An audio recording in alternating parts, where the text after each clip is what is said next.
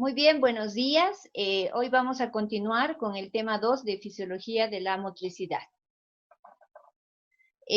Vamos a continuar viendo lo que es la organización funcional del movimiento, las funciones motoras superiores, las vías motoras, donde vamos a ver los centros troncoencefálicos, el mantenimiento del equilibrio y la postura, todo lo que está relacionado también con el planeamiento e inicio de movimientos voluntarios complejos, la modulación del movimiento por los ganglios basales y la modulación del movimiento por el cerebelo. Todo esto nos va a dar la base para después seguir con funciones motoras inferiores en las clases siguientes. En cuanto a las vías motoras, en la primera clase habíamos visto la vía motora somática, que se dividía en dos, en la vía córtico-espinal y en la vía córtico-nuclear. El día de hoy vamos a ver las vías motoras extrapiramidales, pero fíjense ustedes que yo le vuelvo a poner el número 1. ¿Por qué? Porque en los últimos tiempos toda la investigación científica ha mostrado que la relación entre la vía motora somática o piramidal y las vías motoras extrapiramidales son realmente muy imbrincadas, son muy integradas, y por lo tanto es difícil hacer esta diferenciación. Sin embargo, aún se mantiene lo de vía motora extrapiramidal, pero tomando en cuenta esas particularidades de gran trabajo conjunto con la vía motora piramidal. Luego van a ver después ustedes ya en el capítulo de sistema nervioso autónomo todo lo que son las vías motoras de tipo visceral. Muy bien. Entonces, viendo la vía motora extrapiramidal, ¿no? Con signo de interrogación, porque engloba a un gran conjunto de fibras que tiene una función muy importante, muy imbricada con la vía piramidal. Sin embargo, aquí vamos a encontrar varios fascículos, como por ejemplo los córtico-estriados, que tienen una vía directa y una vía indirecta, el estriado troncoencefálico espinal, que va a englobar al fascículo tegmental central, al rubro espinal, al tecto espinal, al retículo espinal, al vestíbulo espinal, al olivo espinal, es decir, a todo este conjunto de fascículos motores que van a trabajar coordinadamente con el fascículo córtico-espinal o piramidal. Y también tendremos al fascículo córtico-ponto-cerebelo-espinal. Muy bien. Entonces vamos a continuar con la vía motora extrapiramidal y vamos a hablar de una importante vía que trabaja de una manera muy sinérgica con la vía córtico-espinal, es decir, con la vía piramidal. Entonces, esta se va a iniciar en la corteza motora primaria y va a terminar en el núcleo rojo del mesencéfalo. Va a recibir fibras del fascículo córtico-espinal, y comienza aquí en la corteza motora y va a terminar en el núcleo rojo del mesencéfalo. Tiene un importante afluente de fibras del fascículo piramidal o córtico-espinal. Va a originar al fascículo rubroespinal, que se origina en el núcleo rojo y va a terminar en distintas áreas de la médula espinal, principalmente a nivel de la porción magnocelular. Va a generar una gran cantidad de fibras que estas van a cruzar al lado contralateral y va a descender muy pegadito, o sea, adyacente al fascículo córtico-espinal por las columnas laterales de la médula espinal. Este fascículo, el rubro espinal, y el fascículo córtico-espinal o piramidal van a conformar el sistema motor lateral de la médula espinal. Ambos, el rubro espinal y el fascículo córtico-espinal. Los dos juntos van a conformar este sistema motor lateral de la médula.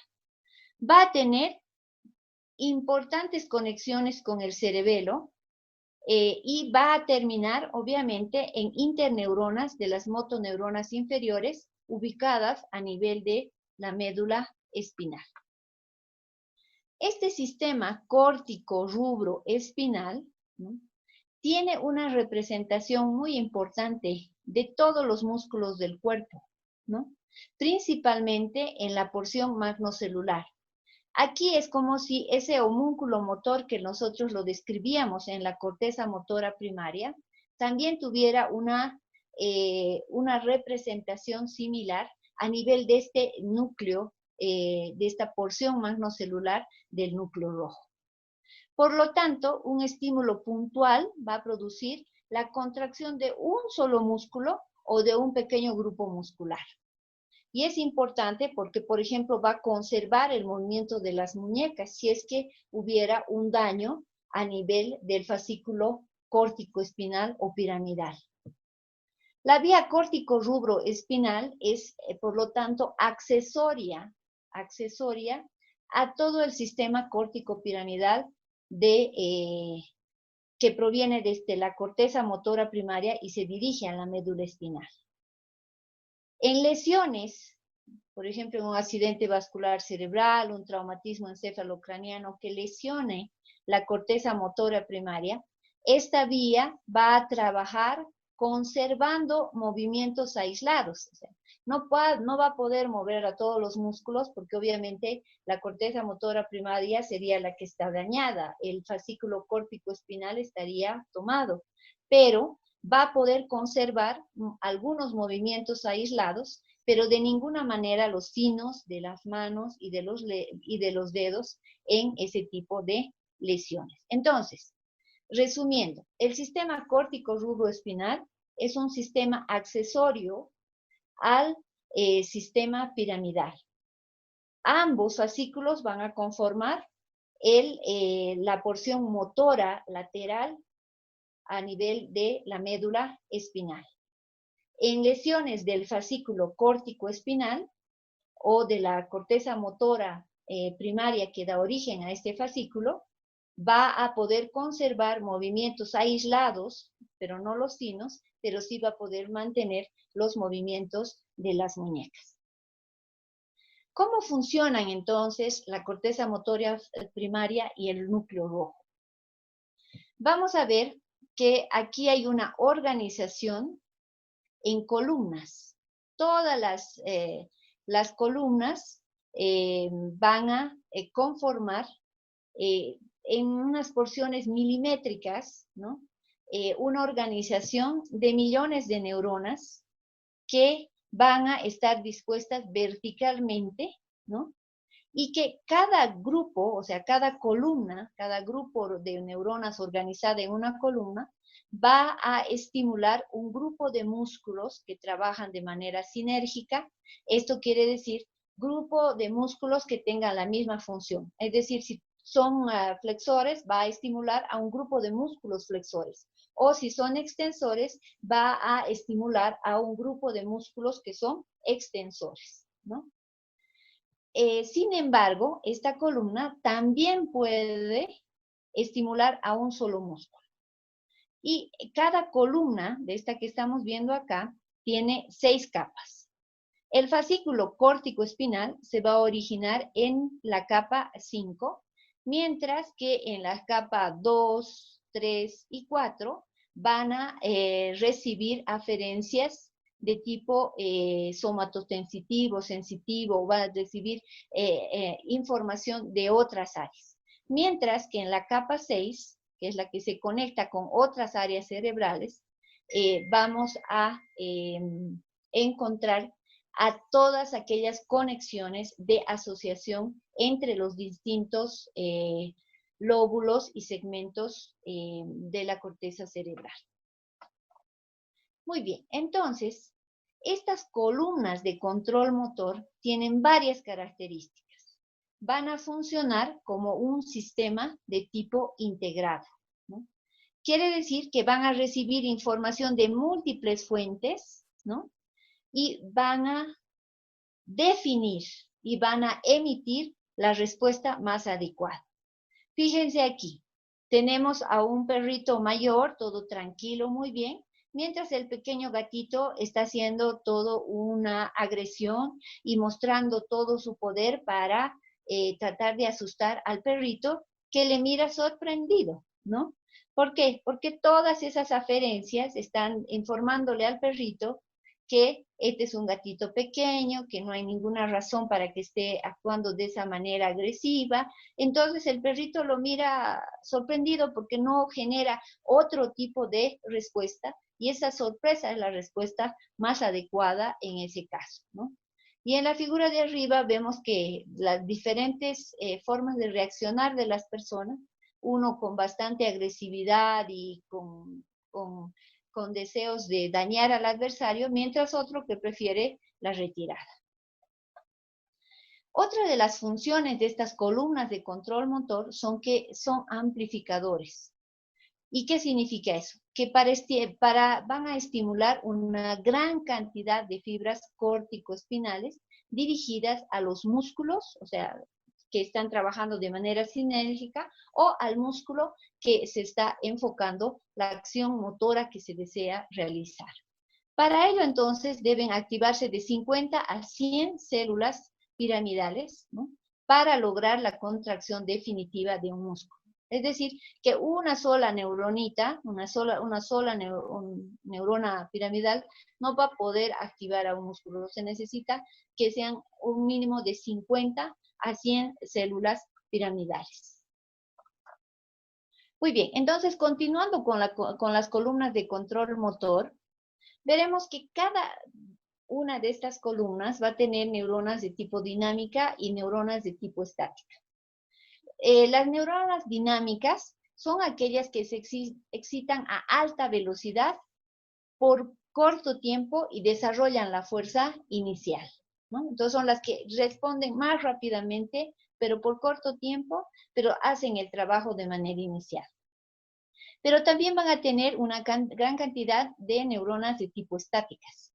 Estas van a tardar en disparar, pero van a mantener la fuerza de contracción todo el tiempo que se necesita la actividad. Y estas son las que predominan en la corteza motora primaria, ¿no? Entonces, ambas son importantes para el trabajo motor.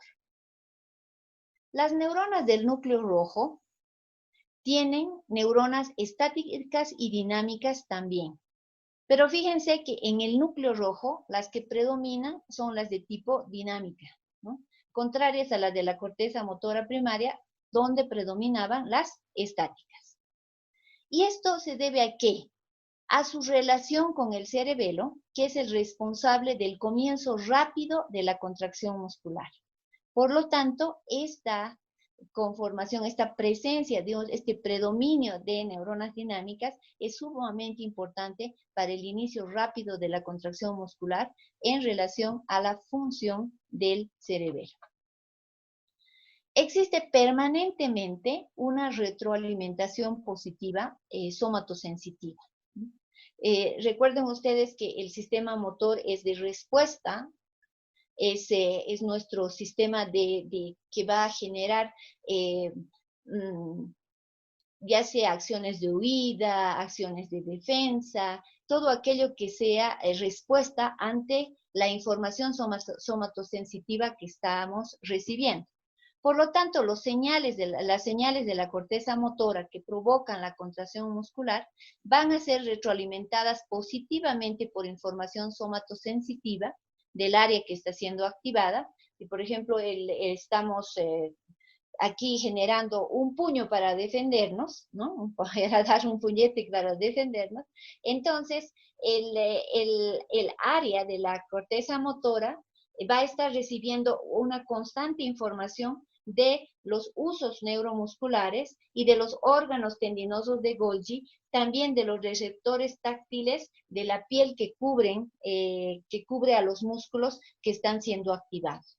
Porque es un sistema integrado, es un sistema que va a seguir siendo retroalimentado positiva o negativamente para generar respuestas de tipo adecuado.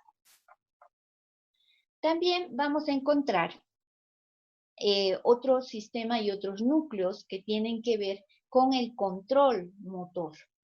Y aquí están todo lo relacionado con el soporte corporal contra la gravedad.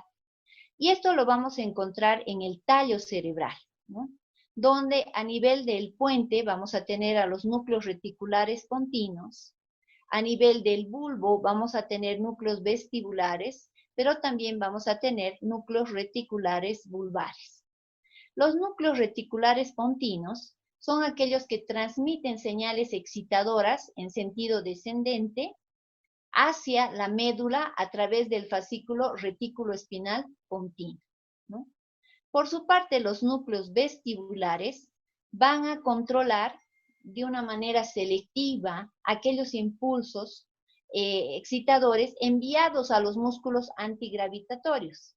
¿Para qué? Para mantener el equilibrio, y estos van a responder a las señales del aparato vestibular por los fascículos vestíbulo-espinal lateral y medial. En neurofisiología siempre tenemos sistemas excitadores y sistemas inhibidores. Todo ello para que nos permitan realizar un movimiento apropiado, un movimiento coordinado, un movimiento controlado. Porque si no hubieran esos dos sistemas que están pugnando por la realización de una actividad motora, podría ser o movimientos muy tensos, muy exagerados, o aquellos tan insuficientes que no llegarían a cumplir su función. Por su parte, los núcleos reticulares bulbares van a transmitir señales inhibidoras hacia las mismas motoneuronas anteriores, antigravitatorias, a través del fascículo retículo espinal bulbar. Todo esto es ¿para qué? Para que tengamos el soporte corporal contra la gravedad. Es para que nosotros mantengamos la postura y el equilibrio.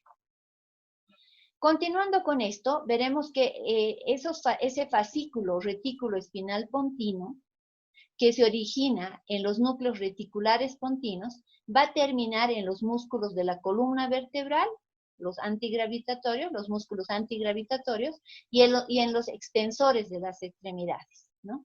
Mientras que el fascículo que se origina en los núcleos reticulares bulbares va a producir una inhibición de esos músculos antigravitatorios por el fascículo retículo espinal bulbar para mantener la bipedestación, también para evitar la tirantez de los músculos o también para realizar actividades motoras complejas, ¿no?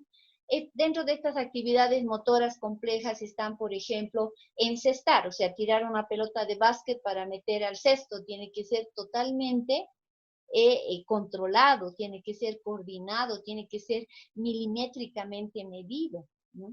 Entonces, todas esas actividades motoras complejas necesitan de un sistema inhibitorio que permita realizar el movimiento en la medida que sea necesaria. Muy bien. Ya hemos visto a la corteza motora, hemos visto a los fascículos como el córtico espinal, como el rubro espinal, que son muy importantes, pero toda esta actividad motora no puede realizarse sin la participación del cerebelo y de los ganglios basales. ¿Por qué?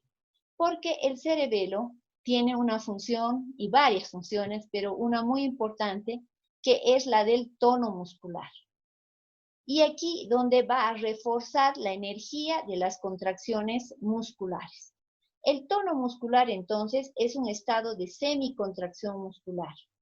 ¿Se imaginan ustedes si tuviéramos los músculos totalmente flácidos y relajados? Tardaríamos mucho más tiempo hasta lograr la contracción inicial que nos dé un tono muscular y de ahí recién poder realizar el movimiento. Entonces, si tuviéramos que huir de una explosión, no lo lograríamos porque no tendríamos el tono muscular adecuado para generar un movimiento rápido que nos lleve a otro lugar. Entonces, esa es una de las funciones más importantes del cerebelo, que es la contracción, el estado de semicontracción muscular o tono muscular. Va a intervenir también en el mantenimiento de la postura y el equilibrio, va a trabajar en la coordinación temporal de las actividades motoras. ¿Cómo lo hace? Regulando la intensidad de la contracción muscular cuando varía la carga a la cual se encuentra sometida, ¿no? Estamos llevando una bolsa y viene alguien y nos pone un peso más, ¿no? Entonces el cerebelo va a ayudar va a aumentar la contracción muscular para que nosotros podamos responder a esa segunda carga a la cual nos están sometiendo. Va a regular las actividades rápidas, como correr, escribir, tocar piano, hablar, todo ello. Y va a ordenar las actividades motoras, ¿no? Si queremos pegarle a la pelota, pues no vamos primero a mover el otro pie donde no se halla la pelota, ¿no? Entonces, va a regular la secuencia de las actividades motoras para que éstas sean eficientes. Otra de las funciones importantes del cerebelo es que va a suministrar señales rápidas de encendido para los músculos agonistas y simultáneamente unas señales recíprocas de apagado para los antagonistas al comenzar un movimiento. Aquí, por ejemplo, la señora está flexionando el miembro inferior, en este caso izquierdo, ¿no? Para arreglar el zapato. Por lo tanto, hay una señal de encendido de los músculos agonistas flexores, de todos los flexores. Y hay una señal de apagado de todos los músculos extensores, ¿no?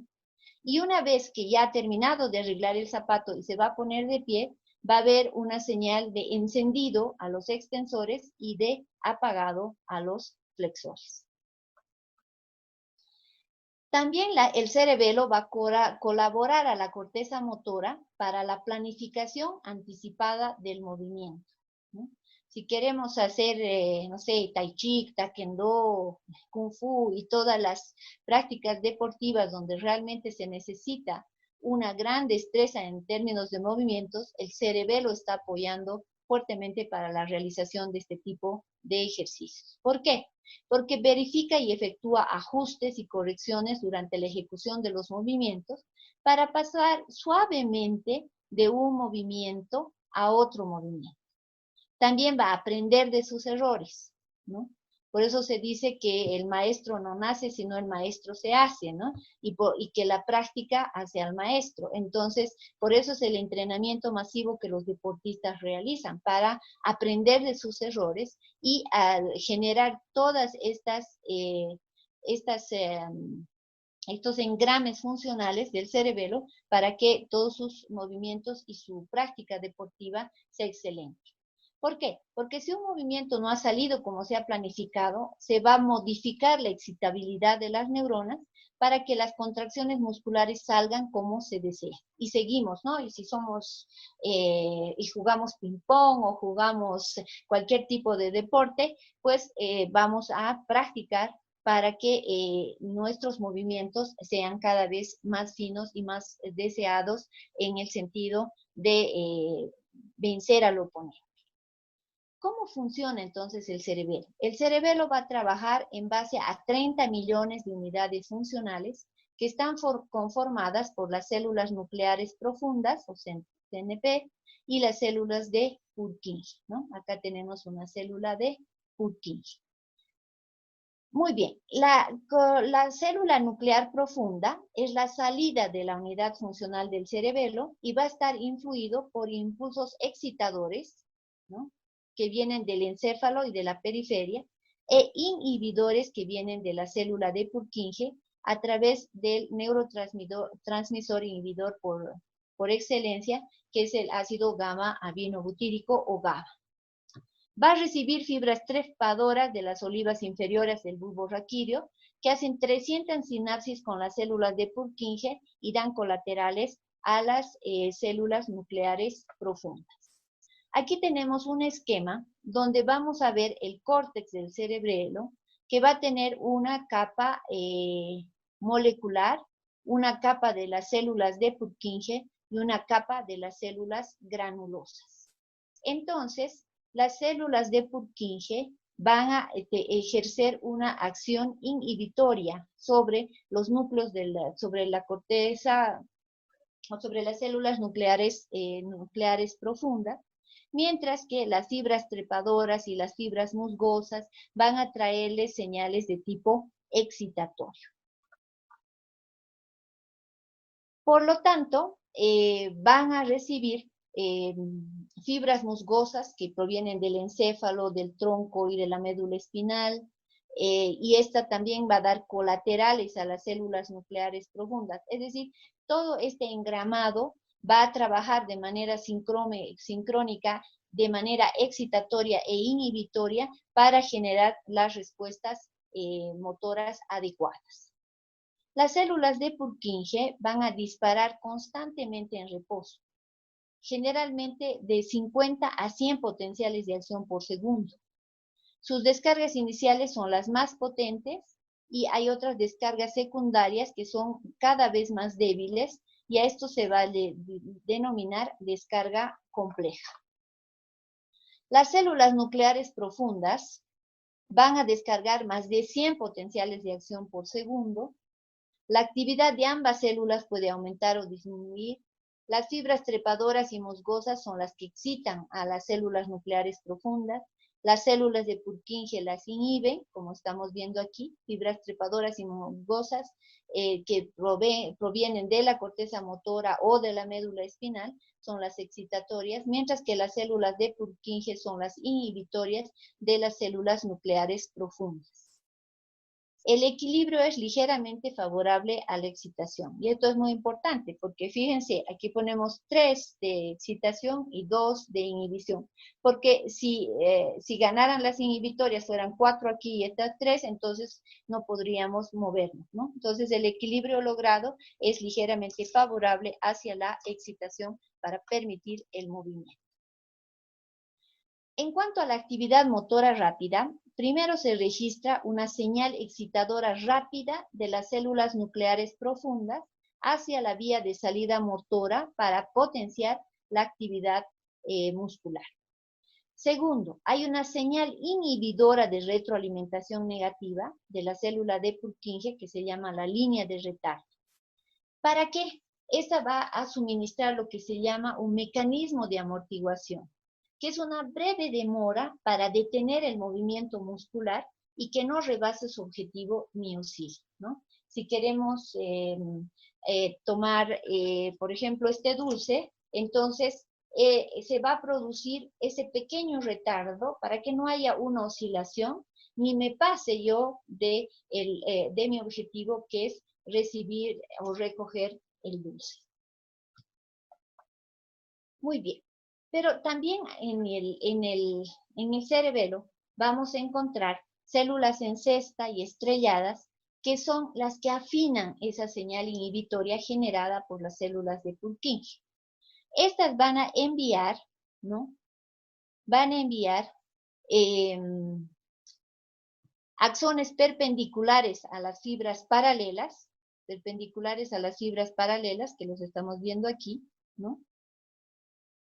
Para, por inhibición lateral, inhibir a estas células de Purkinje. Entonces, estas actuarían como las células en cesta y estrelladas como inhibidoras de la inhibición que realiza la célula de Purkinje para que este trabajo sea el más adecuado. Y esto acentúa el contraste de las señales en otros circuitos del sistema nervioso. Fíjense ustedes cómo están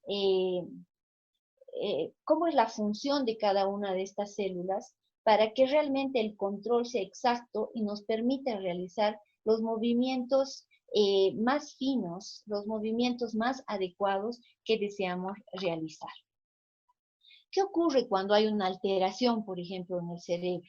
Tendríamos desvíos, ¿no? O sea, la persona no podría mantener la postura y se desviaría hacia el lado de la lesión, ¿no? En este caso, el paciente tendría una lesión a nivel de cerebelo izquierdo y fíjense que tendría una pérdida, ¿no? Del equilibrio hacia el lado izquierdo.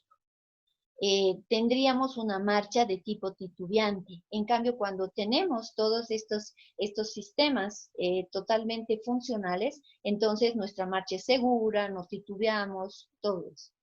También se produce una incoordinación de los movimientos que se llama ataxia, ¿no?